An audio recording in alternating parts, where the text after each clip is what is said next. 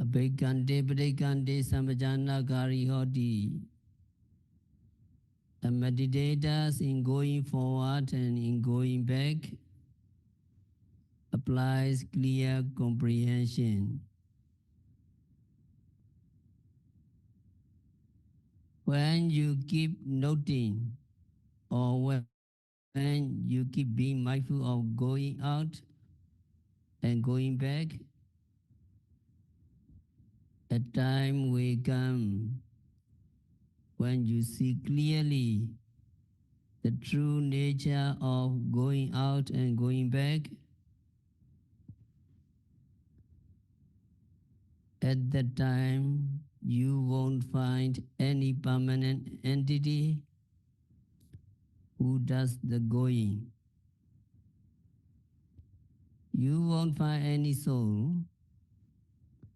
You won't find any self that does the going out or returning. You will see that there is nobody.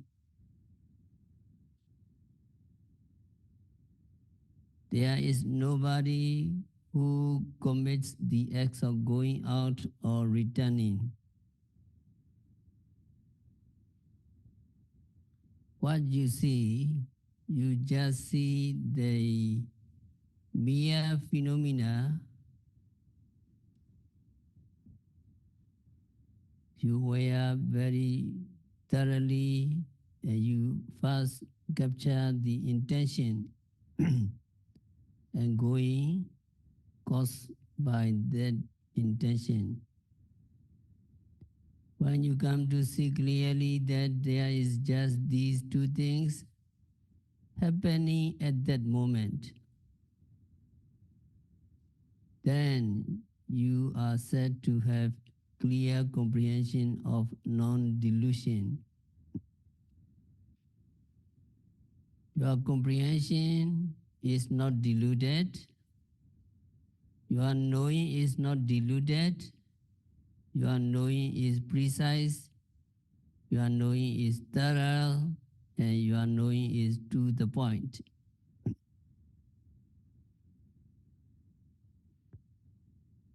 Looking straight and looking away from the front. Also, you apply clear comprehension. You look straight ahead or you look to the side. You note carefully, looking, looking, looking, so that you can have a clear comprehension of what you are doing. What you are doing the looking. When looking straight ahead or when looking to one side, you apply the four kinds of clear comprehension. Only when it is beneficial and suitable to look straight ahead do you look straight ahead. When it is not beneficial and when it is not suitable, you do not look straight ahead. When you keep mindfulness in any way you look, looking straight ahead or looking away, you are applying the clear comprehension of domain. When your meditation has reached maturity, because you practice many days, many hours, many weeks, so you will come to see that there is only two things in looking straight ahead and in looking away. Nama and Rupa, mind and body, mind and matter. The intention to see and the act of seeing that belongs to the mind and the body that is seen. There are only these two things and no other permanent entity. whether you are looking up or looking down or looking back, you must apply clear comprehension, although it is not so likely that somebody who is meditating diligently will look up or look down or look back. It is not so likely. So that is why these actions are not specifically mentioned in the Maha-Satipatthana Sutta.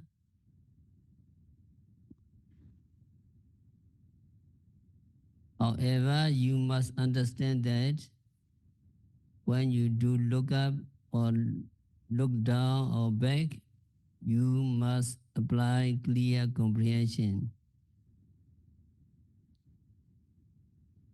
And when bending your limbs and in stretching your limbs, you also apply clear comprehension.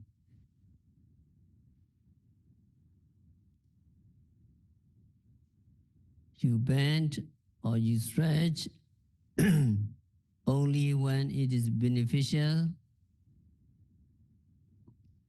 and when it is suitable to do so. When you bend at the wrong moment or at the wrong place, you may get hurt or you may lose mindfulness. In the olden days, there was a monk who stretched at an unsuitable place and was bitten by a snake. Another monk was burnt when he put his foot into the fire, and so on. So meditators have to look before bending or stretching whether or not it is beneficial or suitable to do so. When you apply clear comprehensions of the domain, that is taking note, bending, bending, bending, or stretching, stretching, stretching, you will come to see that when there is intention, there is bending. There is only intention and bending. There is no person, there is no self, there is no other. When wearing the double robe and other robes and in carrying the bowl, a bhikkhu applies clear comprehension. So you need to understand that the instructions are meant for monks whose robe and bowl should be suitable.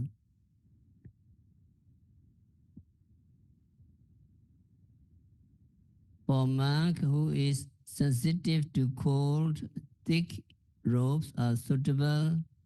For a monk who is sensitive to heat, thin robes are suitable, and so on.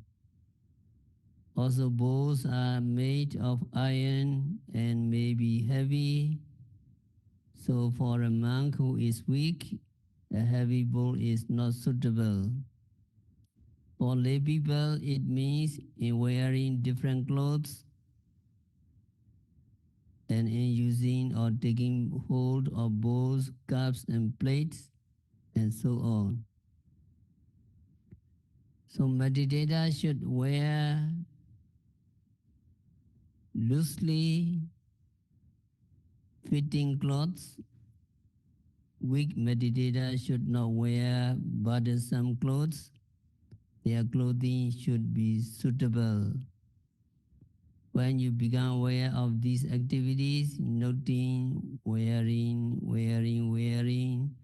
changing, or carrying, you apply clear comprehension of domain. And when you have brought your clear comprehension to maturity, you will see that there are only these two things, Nama and Rupa, mind and matter, just doing these things, and no entity or no being.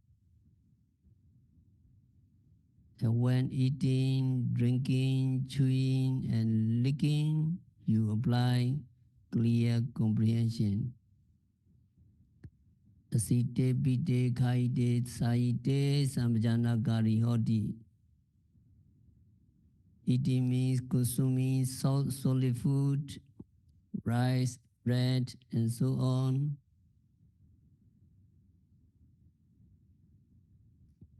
Drinking means drinking liquids.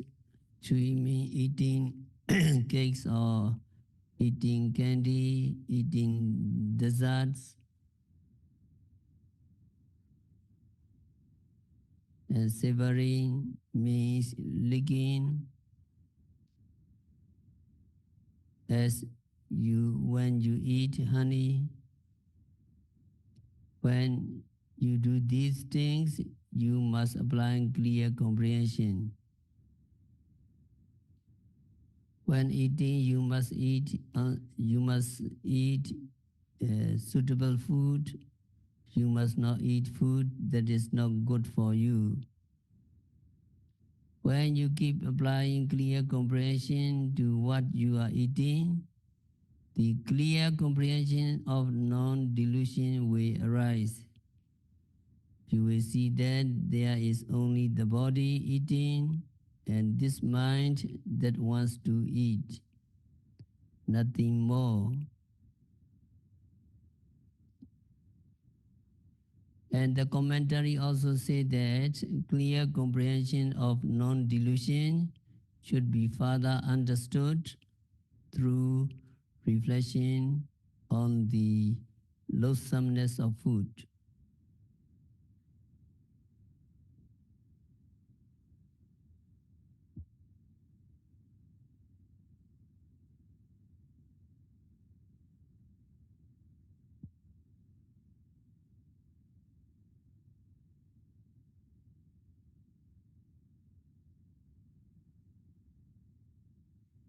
A monk should reflect on the loathsomeness of food in 10 ways.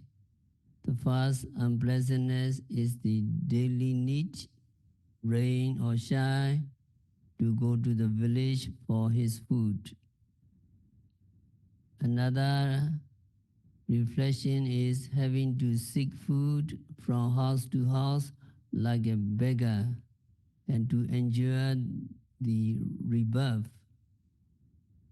The process of eating itself is repulsive, with the hand squeezing food into lumps to be mashed by teeth and tongue and mixed with saliva, and then after being swallowed, the food mixed with bile and other internal secretion.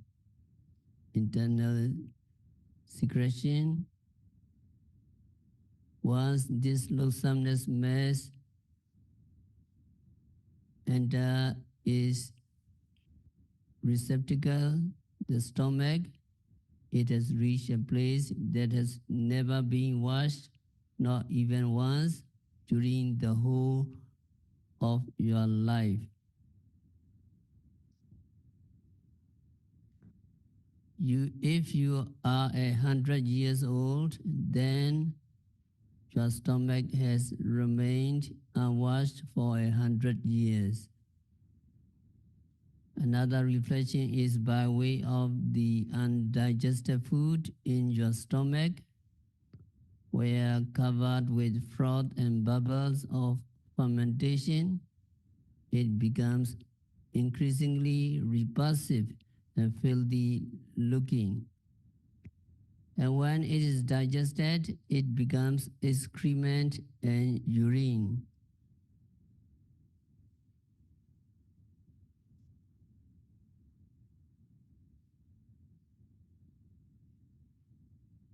Another reflection is on the sequence of eating. When the food is digested, it produces head hair, body hair, nails, teeth, and so on, which are filthy and require continual cleaning. When food is not well digested, it causes a variety of diseases and bodily disorders. Another reflection is on the eliminations of food through the body's opening by way of excretion. So you need to reflect that food enters by only one door and goes out through 9 doors. You may reflect on the ways that food pollutes your body, forming sweat, earwax, nasal mucus, and so forth. Even when you pick up food to eat it, your hand gets smeared. You have to wash again and again to keep clean. And the outcome of food is a great pollution. Visuddhimagga, the path of purification, offers 4 verses on the subject of outflow, the oozing out. So look at your paper, page number 2, 4 verses.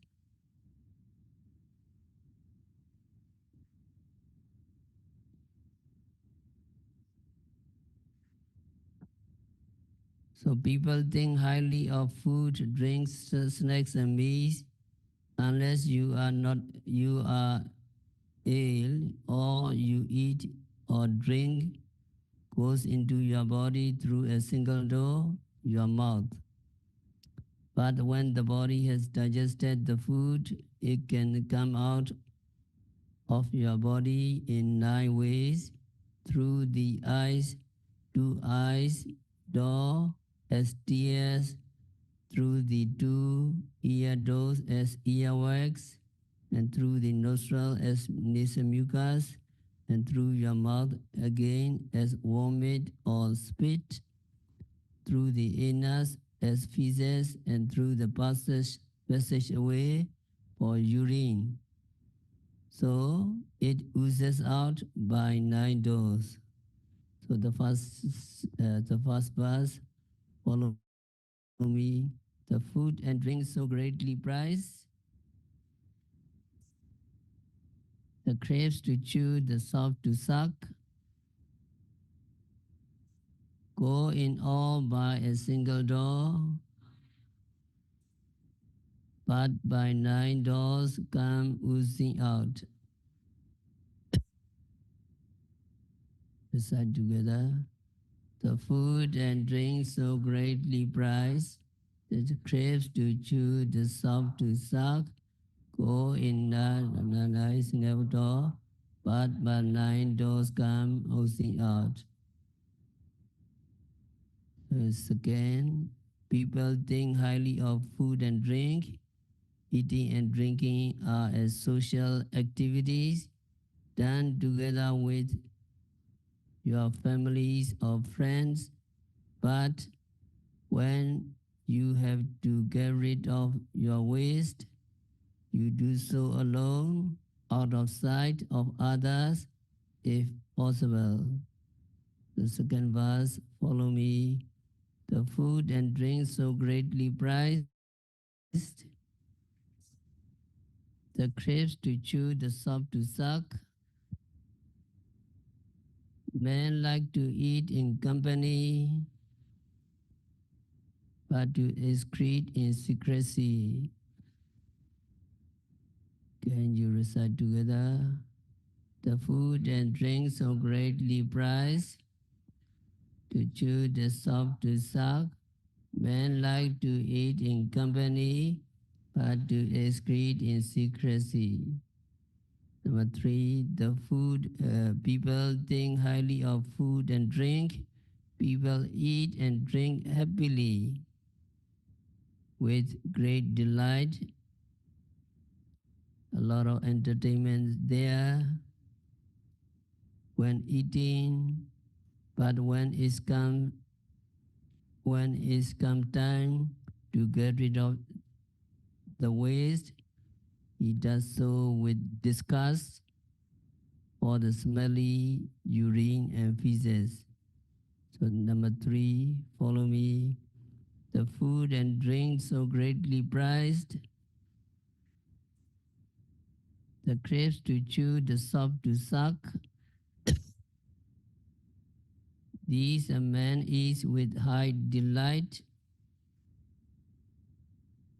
and then excrete with dumb disgust. Can you recite together?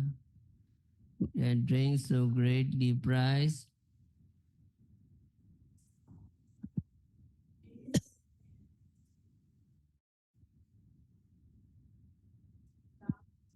number four, people think highly of food and drink, but whatever it is, if we leave it out overnight, by morning it will be sour, rotten, and foul.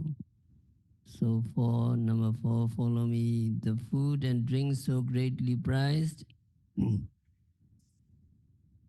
grapes to chew, the sop to suck. A single night will be enough to bring them to putridity. Can you recite together? The food and drink so greatly prized.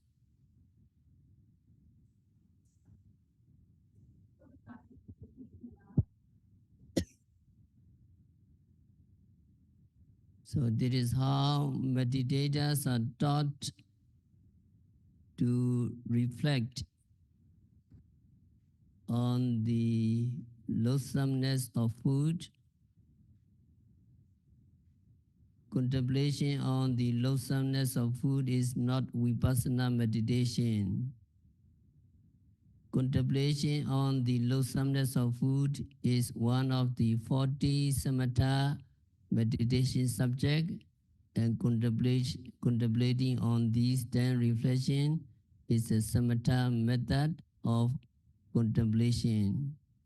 However, reflecting that there are only elements, no soul or no soul or other entity involved, is vipassana contemplation. When you eat, drink, chew or bite, and savor or lick, you should apply clear comprehension, which means the application of mindfulness. When this applications of mindfulness becomes mature, you will begin to know the true nature of eating, the reality in eating. There is no one eating, but only the elements doing the act of eating. This is vipassana. According to the late most venerable Mahasi Sayadaw, the loathsomeness of food can be seen without the 10 reflection. If, while eating, you really concentrate on noting, bringing, bringing, putting, putting, chewing, chewing, swallowing, swallowing, tasting, tasting. You noting continuously and precisely, you will come to see the unpleasantness of food. You will come to feel loathsomeness of loathsomeness for food. This feeling of loathsomeness of food is not like the feeling of nausea or throwing up.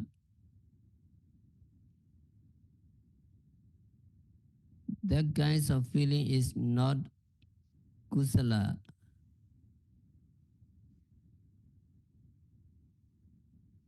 But when with wisdom, with understanding, you see the unpleasantness of loathsomeness of food, this understanding is kusala, wholesome. These kinds of loathsomeness can appear to vipassana meditators. when you pay close attention to the act of eating by making notes of each moment. There are some meditators who have said after a few days of eating with precise meditation that they don't want to eat at all, but you have to eat for your practice. There is so much suffering involved in eating that some meditators lose all desire to eat. They have seen the loathsomeness in food that way. So even though you don't practice the 10 reflection, if you really pay attention to eating and you see with understanding the unpleasantness of food, you will have attained clear comprehension of non-delusion. And then, after eating, Uchara Pasawakami Samajana Kari Hoti, in obeying the cause of nature, meditators apply clear comprehension. So Vipassana meditation deal with fact, whether that facts be considered lofty or lowly. In the practice of mindfulness, no activities can be ignored simply because it is seen as unfit to be mentioned in a group or to an audience. Buddha did not use the words obeying the cause of nature. Buddha did not use euphemism. Buddha did not use unpleasant words. He just said, Ochara pasavakame, in defecating and urinating, he applies clear comprehension. Buddha did not use euphemism. So these activities must be understood in the light of clear comprehension of purpose, suitability, domain, and non-delusion. Concerning the clear comprehension of purpose, the commentary says, when the time is come, when the time is proper, if you do not do these actions, then your body, what happened? If you do not do these actions, then your body perspire, your eyes reel, your mind is not collected, and illness in the form of sharp pain, fistula, and so forth arise for one. But for the person who does these actions at the proper time, none of these discomfort, disadvantages, troubles, and illness arise. So that is clear comprehension of purpose. And suitability must also be clearly comprehended. By doing this action in an improper place, he commits disciplinary offenses. He goes on getting a bad name and he endangers his life. There are rules for monks and nuns about relieving themselves in an improper place.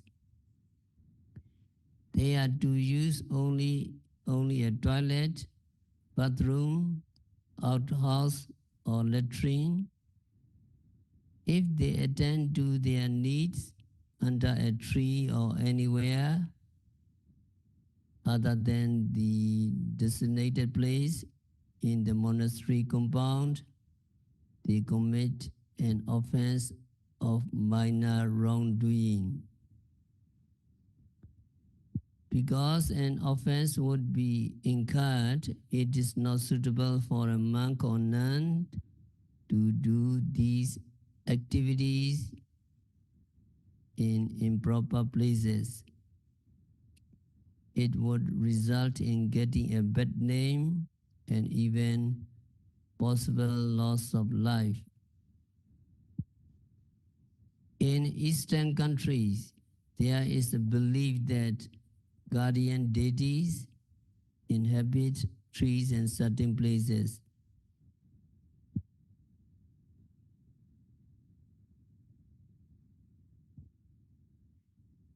If anybody, lay or monastic, should relieve himself under these trees, the deities would be offended or angry. They might create trouble, and human beings might also become disgusted and give them trouble or give them trouble. So life can be endangered when these activities are done in an improper place. So we should understand where it is suitable and where it is not suitable to do them. It is the clear comprehension of suitability. Clear comprehension of domain means just practicing mindfulness when you are using the toilet or bathroom. Vipassana meditation does not stop at the door of your bathroom. You must take Vipassana into your bathroom and practice there too. For if mindfulness is not practiced at the time of urinating and defecating, the notion of I or the notion of a soul has an opportunity to arise.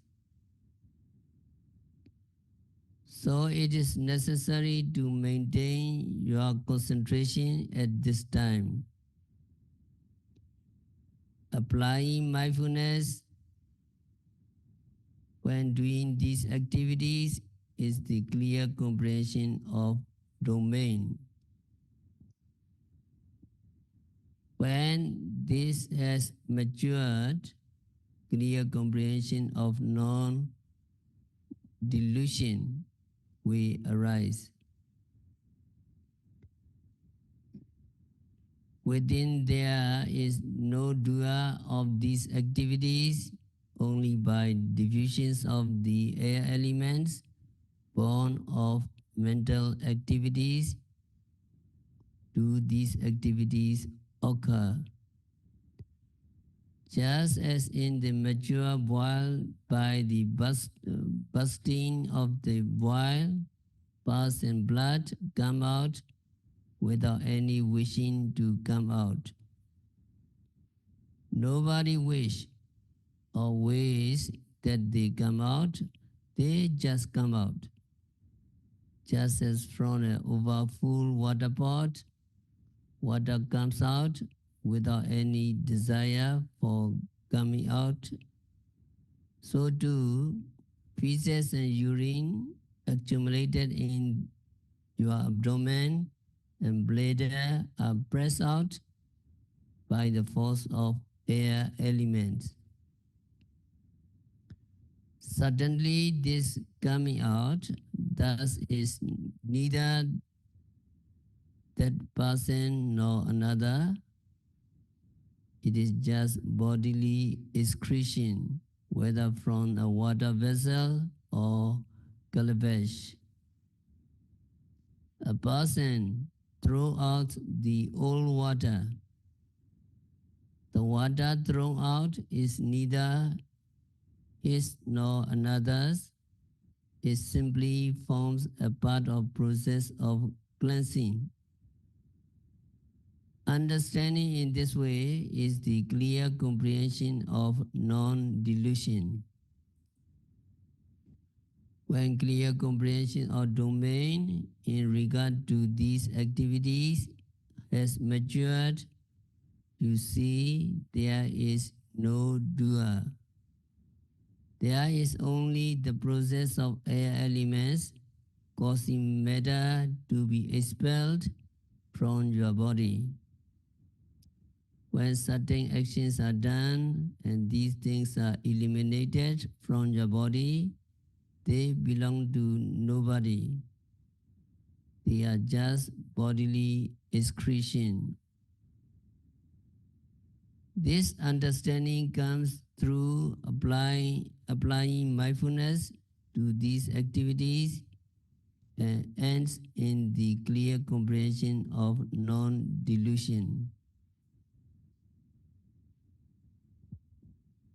So clear comprehension of domain should be applied to any activities, however low it is supposed to be. Vipassana practitioner must at all costs avoid getting the notion of soul or an I. This is clear comprehension of Uchara Pasavagame, Samajana Garihoti, obeying the cause of nature. And the last instruction, Buddha said, Kate tite nisene sute jagari devasite donibawe Samajana Garihoti. Meditators applies clear comprehension in walking, standing, sitting, falling asleep, waking, speaking, and in keeping silent. You apply clear comprehension. So this is explained in two commentaries in two different ways. It appears in Abhidhamma and also in the Suttas, especially the four foundations of mindfulness. Although the Abhidhamma commentary explains it one way and the Sutta commentary another, they do not necessarily conflict with each other. That is how the Abhidhamma commentary explained walking, standing, sitting, and falling asleep or sleeping. A meditator walks up and down on a path chosen by him or her on an ambulatory. When you stand, you understand or you contemplate in this way. The mind and matter which arise at the one end of ambulatory do not exist at the other end of the ambulatory. That is, those at either end of the ambulatory vanish before reaching the other end. They just arise and disappear at the beginning of the ambulatory. Mind and matter that arise in the middle do not reach either in one end or to the other end of the ambulatory. They also arise and disappear at that point. Also, mind and matter which arise while standing do not exist into the postures of sitting. Mind and matter which arise while sitting do not exist into the postures of lying down. So contemplating like this, you let your mind fall into bhavanga, you let your mind fall into life continuum. That means contemplating like this, you let sleep come to you. we always advise you not to go to sleep, but let sleep come to you. So sometimes temperature is very warm, very hot, and you cannot sleep at night. So you need to encourage yourself. You let sleep come to you and you not go to sleep. Let sleep come to you and don't give up mindfulness and go to sleep. So let sleep come to you while you are mindful of something. When you are not, when you cannot sleep, you try to practice meditation, rising, falling, or lying, touching. While you are mindful of something, let sleep come to you. Let it be. So meditator is mindful of mind and matter, arising and disappearing. In this way, you let your mind fall into bhavanga. You fall asleep. When you wake up, you pick up your meditation again. You should try to be mindful of the first moment of waking. As soon as you wake up, try to be mindful of that moment as waking, or something similar. In the beginning of your practice, it is very difficult to catch the first moment of waking up, but as practice and concentration become stronger, you will be able to catch it. If you are successful, then your day's meditation begins with that moment.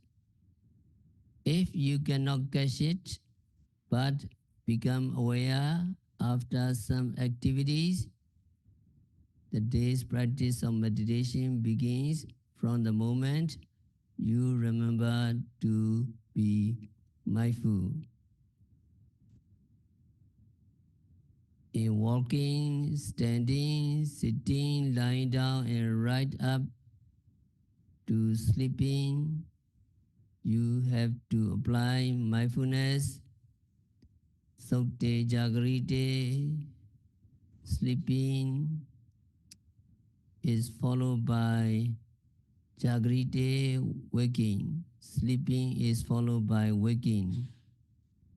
As these words appeared in sequence, Sukte means really going to sleep, not just lying down. However, it is impossible to practice meditation when you are asleep. You can practice only before going to sleep and after waking up. So that is what is meant by the practice of meditation during sleep. During sleep. So we will continue next time. We have to stop our discuss for today. By practicing clear comprehension, by practicing Satipatthana Vipassana meditation, by noting rising, falling, sitting, standing, lying down, waking, seeing, hearing, smelling continuously and meticulously, may all meditators be liberated from all suffering. May all yogis realize the real peace in the very near future.